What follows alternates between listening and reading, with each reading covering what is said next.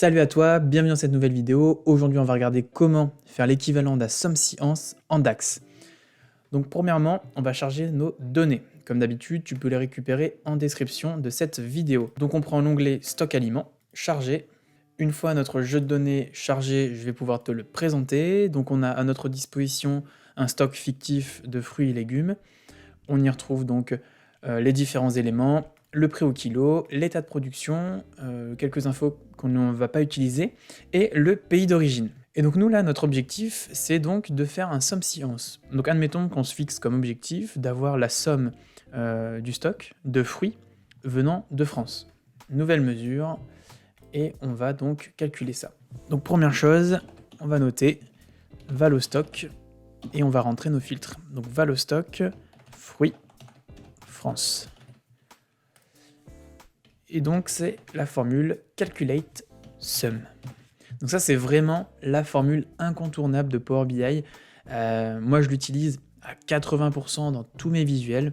C'est voilà, une somme qui va te permettre d'inclure plusieurs filtres et donc de modifier cette somme. Donc premièrement, on va sommer donc, le stock total et on va y ajouter un premier filtre. Notre premier filtre, c'est donc la catégorie. Donc hop, tu tapes catégorie, il va te proposer automatiquement la colonne correspondante. Égale, entre guillemets, fruits. Et on va lui inclure le deuxième filtre, virgule, le pays d'origine. Pays d'origine égale, entre guillemets, France. Tu fermes la parenthèse, ok. Il vient de nous créer la mesure, que l'on va regarder tout de suite. On va la mettre sous forme de carte, ça sera beaucoup plus lisible. Et donc on a 1,01K. Donc on va le mettre en euros, ça sera beaucoup plus joli.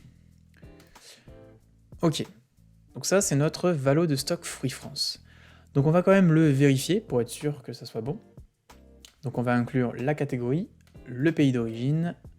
Hop, on va mettre donc en segment. Et on va mettre donc notre prix total du stock sous format carte, ça sera plus précis.